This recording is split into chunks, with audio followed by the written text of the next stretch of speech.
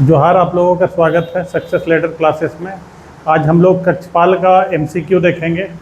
ये हम लोग पिछले 10-12 क्लासों से लगातार देख रहे हैं, उसी क्रम को हम लोग आगे बढ़ाते हैं।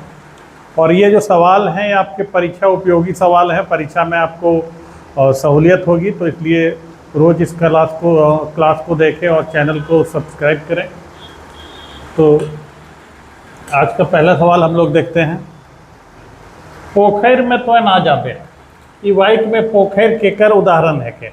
पोखर पोखर पोखर अगर हिंदी में बोले तो पोखर, नागपुरी में बोले तो पोखर। पोखर जो तालाब का छोटा रूप होता है उसको कहते हैं पोखर। तो पोखर में तो ना जावे, पोखर में तुम मत जाना, ये जो वाक्य है ये किसका उदाहरण है? ये व्यक्तिवाचक संज्ञा का उदाहरण है, जातिवाचक संज्ञा का उदाहरण है, भाववाचक संज्ञा का उदाहरण है, या समुदायवाचक संज्ञा का उदाहरण है? तो पोखर में तो ना जावे, तो पोखर जो है वो हमारा जातिवाचक संज्ञा का उदाहरण हुआ।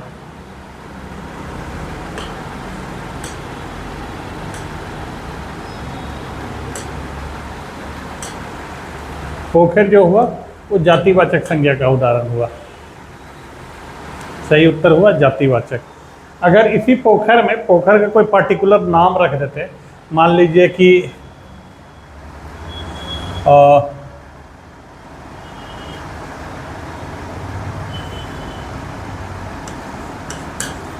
मान लीजिए मुड़ला पोखर या गोंदली पोखर। गोंदली पोखर एक जगह भी है, आप पानगढ़ा से आगे जाइएगा तो गोंदली पोखर एक जगह भी है। तो वो पर्टिकुलर नाम अगर आ जाएगा पोखर के पहले तो व्यक्तिवाचक संज्ञा हो जाता। लेकिन यहाँ पे पोखर का कोई नाम नहीं है, पोखर कहने से पोखर जितने भी पोखर हैं सब इसके अंतर्गत आ जाएंगे, तो इसलिए पोखर जो है वो जातिवाचक संज्ञा का उदाहरण है। अब दूसरे सवाल को देखते हैं कि लेख कौन वर्ण कर लिंग है? कि लेख, किसी किताब में लिखा हुआ लेख, अखबार में लिखा हुआ लेख।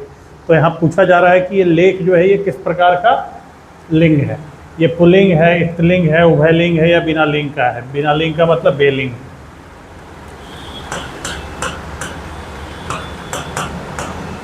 बेलिंग। तो लेख जो है ये क्या है? तो लेख जो है ये उभयलिंग है, ना तो ये स्त्रीलिंग है ना तो ये पुल्लिंग है, ये उभयलिंग है।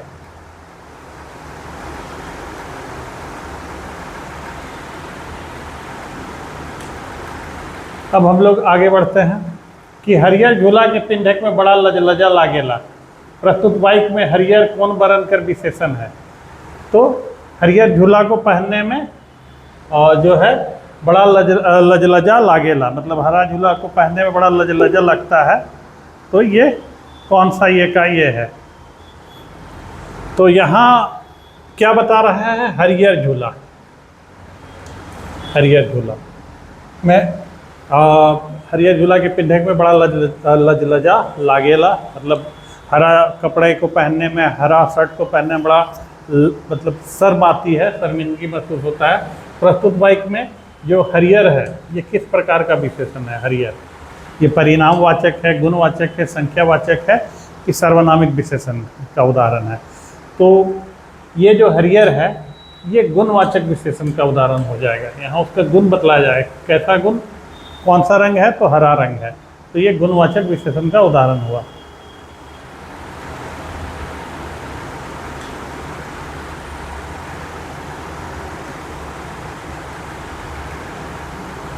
तो द्विकर्मक क्रिया कौन क्रिया कर उपभेद है के? द्विकर्मक क्रिया जो है किस क्रिया का उपभेद है, सवाल ये पूछ रहा है। तो पहला ऑप्शन है अकर्मक क्रिया, दूसरा है सकर्मक क्रिया, तीसरा है संरचनात्मक क्रिया, और चौथा ऑप्शन जो है देवल क्यों नहीं, मतलब नन ऑफ द अबव। तो द्विकर्मक क्रिया जो है सही उत्तर हो क्या होगा? तो द्विकर्मक क्रिया जो है वो सकर्मक क्रिया का उदाहरण है। क्रिया दो प्रकार का होता है,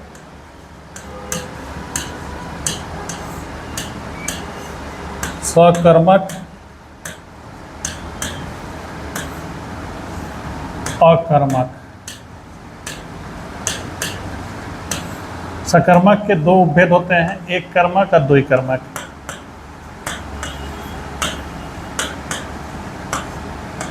द्विकर्मक, नागपुरी में लिख रहा हूँ द्विकर्मक।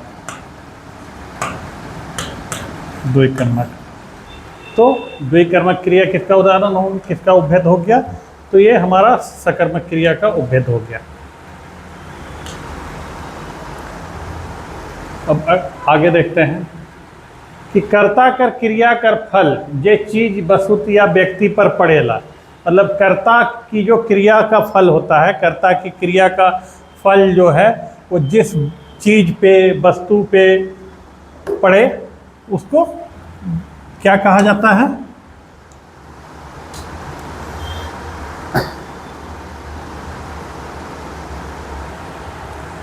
तो कर्ता कर क्रिया कर का जो फल किसी चीज या वस्तु पर पड़ता है उसको क्या कहा जाता है? कर्म कारक। सही उत्तर क्या है? कर्म कारक। सही उत्तर हुआ कर्म कारक। अब अगले सवाल, छठे सवाल को देखते हैं। हाँ, छठा सवाल है हमारा कि देवल शब्द में माए बाप में कौन समास कर प्रयोग हुए है। दिया हुआ जो शब्द है इसमें माँ बाप में किस समास का प्रयोग हुआ है?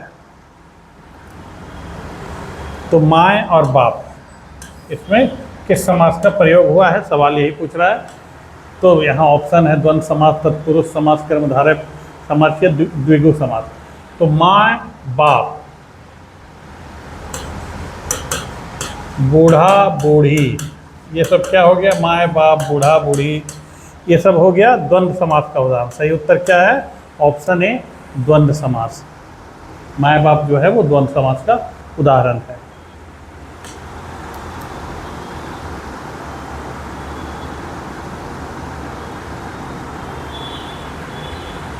अब है कि मंडा पर्व, झारखंड का ऐतिहासिक पर्व है। ये लगभग सभी गांवों में मनाया जाता है। भगवान शंकर की इसमें पूजा की जाती है, जानते ही हैं हम लोग। तो मंडा पर्व से संबंधित क्या प्रश्न है कि मंडा पर्व के कौन महीना से शुरू हुएला? मंडा पर्व जो है वो किस महीने से शुरू होता है?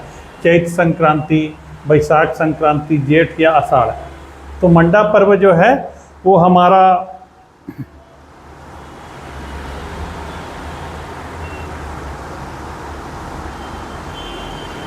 मंडा पर्व जो है हिंदू धर्म में सबसे पहला जो वर्ष मतलब महीने का पहला साल होता है, अगर जनवरी उसको माने, वो कौन सा होता है? चैत। तो मंडा पर्व किस महीना से शुरू होता है? तो ये चैत संक्रांति से शुरू होता है। सही उत्तर क्या है? चैत संक्रांति।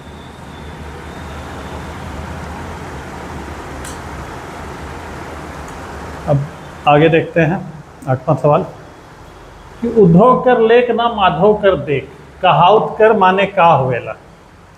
मतलब अगर हिंदी में बोलूँ तो उद्धव को देना ना माधव से लेना।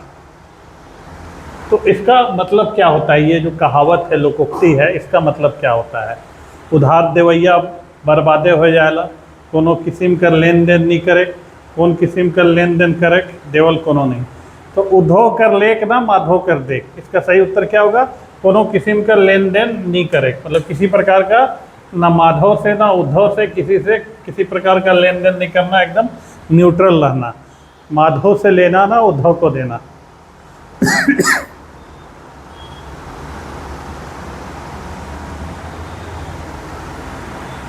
अब अगले सवाल की ओर बढ़ते हैं कि नागपुरी भाषा में लिंग कर प्रभाव कौन संज्ञा में पड़ेला। नागपुरी भाषा में जो है वो लिंग का प्रभाव जो है ये किस संज्ञा में पड़ता है? तो सही उत्तर क्या होगा कि नागपुरी में लिंग का प्रभाव जो है ये केवल प्राणीवाचक संज्ञाओं में पड़ता है। जिनमें प्राण होता है, जिनमें जान होता है, उनमें पड़ता है। ये भाववाचक में नहीं पड़ेगा, जातिवाचक में नहीं पड़ेगा, प्राणीवाचक संज्ञा में, मतलब जिसमें प्राण है। जाति में भी अगर मान लीजिए किसी के बारे में बोल रहे हैं जिसमें प्राण है तो वो आ जाएगा इसमें। तो नागपुरी में लिंग का प्रभाव प्राणीवाचक संज्ञा में क्या होता है? पड़ता है।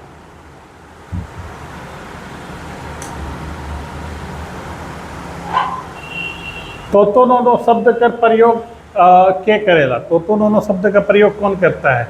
छुआ, खेलैया, हरवाहा, चरवाहा या जरलाहा। तो तोतो नोनो शब्द का जो उपयोग है हल जोतते हुए, जो हमारा भारतीय किसान है, अब तो ट्रैक्टर से जोता जाता है, पहले जब हल और जुआट से हल जोता जाता था बैलों की सहायता से, तो वो जो हरवाहा होता था वो इसका उपयोग करता था। हरवाहा जो हल जोतने वाला, तोतो नोनो शब्द का।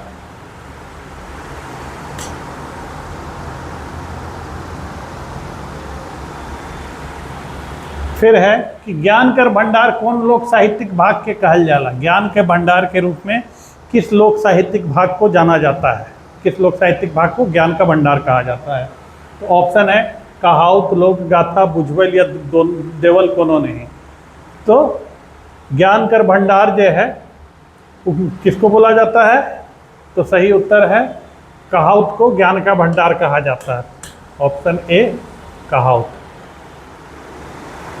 अब अगले सवाल की ओर बढ़ते हैं कि बसंत पंचमी से लेकर चैत महीना का पहिल सप्ताह तक कौन किस्म का राग गावे की परंपरा है। मतलब कब से कब तक यहाँ तिथि दिया हुआ, बसंत पंचमी से लेके चैत महीने का पहले सप्ताह तक, चैत महीना का जो पहला सप्ताह होगा तब तक, बसंत पंचमी से चैत महीना के पहले सप्ताह तक किस प्रकार का राग गाने का परंपरा है। यहाँ हमारे नागपुरी समाज में कौन सा राग गाने का परंपरा है, कब से कब, बसंत पंचमी से लेके चैत का पहला सप्ताह तक। फगुआ है, डमकच है, झूमर है कि माठा है। तो सही उत्तर क्या होगा कि फगुआ राग गायक कर परंपरा आहे बसंत पंचमी से लेके चैत कर पहल सप्ताह तक।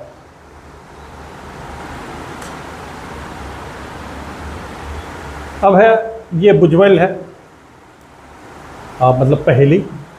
मोरल भेड़ी नक डुबकी खेले, बुझवल कर का जवाब हो। मोरल भेड़ी नक डुबकी खेले, इस पहेली का क्या मतलब होगा। तो ऑप्शन है बाल्टी, गगरी, कुंड या जूता। तो इसमें से आप लोग परिचित होंगे बाल्टी से भी, गगरी से भी, जूता से भी। और जो ग्रामीण पृष्ठभूमि के हमारे जो दर्शक हैं वो कुंड से भी मतलब परिचित होंगे। तो पहले पानी निकालने के लिए मतलब जो बोला जाता था गाँवों में, कुओं से पानी सिंचाई का साधन हुआ करता था टेढ़ा डांग। तो टेढ़ा डांग में जो ये होता था आपको लोहा का बना हुआ कूड़ी या कुंड, इसी से पानी निकाल के फिर सिंचाई की जाती थी। तो मोरल भेड़ी ना डुबकी खेले, इस बुझवल का सही जवाब क्या है, तो कुंड, कौड़ी, कुंड या कूड़ी।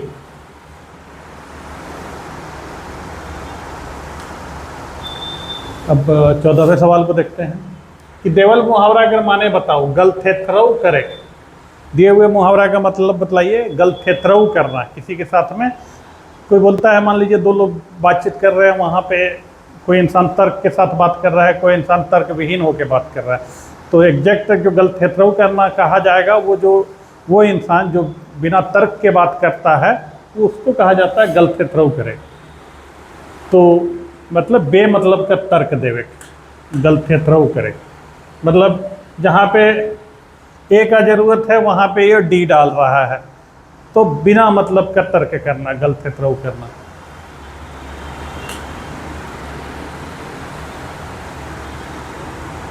फिर है अगला सवाल कि लोकोक्ति के प्रस्तुति समाज भाषा कर कौन रूप में से करेला। लोकोक्ति का जो प्रस्तुति है ये समाज जो है ये भाषा के किस रूप में करता है, पद्य रूप में करता है, गद्य रूप में करता है, पद्य गद्य में करता है, या चंपू काव्य में। चंपू मतलब मिश्रित, पद्य और गद्य मिला के जो साहित्य हुआ वो चंपू साहित्य कहलाया। तो लोकोक्ति का जो प्रस्तुति होता है ये हमारा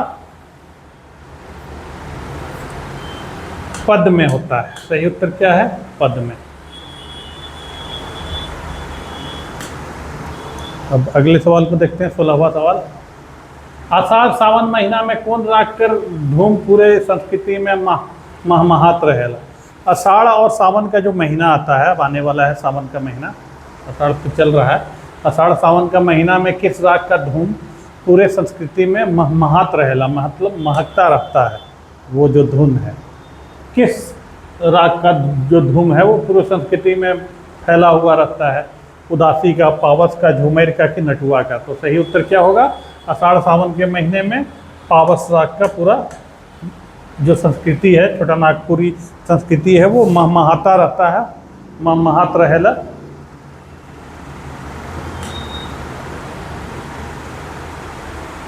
अब है अगला सवाल कि कौन तरह का राग में गवैया मन थेचका बजाए बजाए के गावेना नाचेना। मतलब किस प्रकार के राग में गवैया मन मतलब गाने वाले लोग, किस प्रकार के राग में गाने वाले लोग जो हैं वो थेचका बजा बजा के गाते नाचते हैं। तो ऑप्शन है डमकच, झूमर, फगुआ या पचरंगी। तो सही उत्तर क्या होगा कि डमकच राग के गवैया मन जो है वो ठेचका बजाए बजाए के गावे ना, नाचे ना डमकच राग में। तो सही उत्तर है डमकच राग।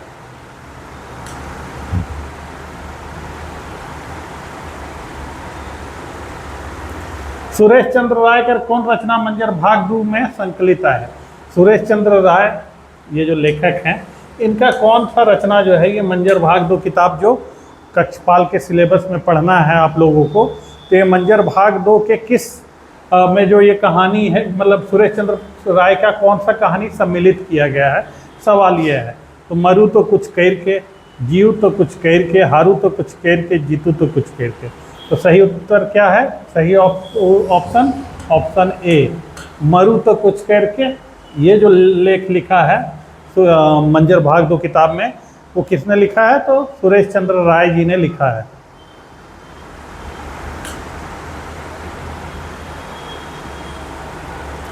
फिर है नशाखोरी दूर करे कर शिक्षा कौन रचना से मिलेला?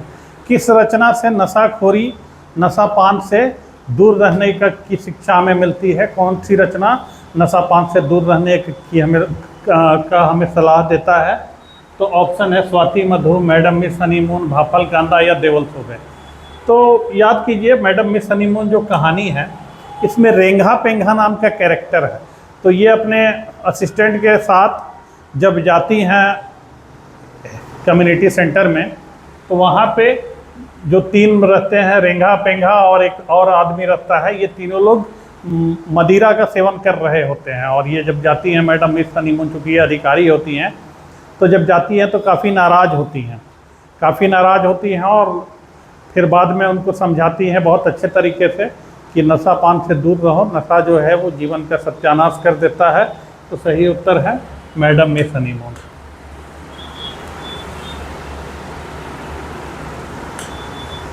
अब आज का आखिरी सवाल, डॉक्टर कुमारी बासंती अनुसार कदली, सीप, भुजंग और पपीहा काले ललचत रहन।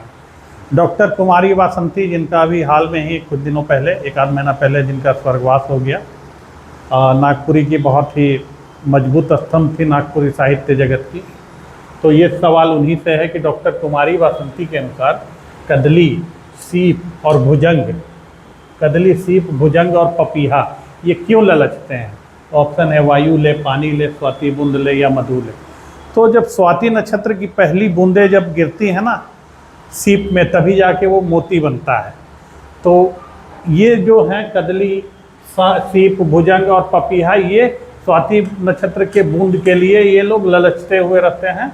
मतलब काफ़ी आस जो रहे होते हैं कि स्वाति नक्षत्र की बूंदें हम लोगों पे पड़े। तो ये हमारा आज का MCQ का सेशन हुआ। आज के लिए इतना है।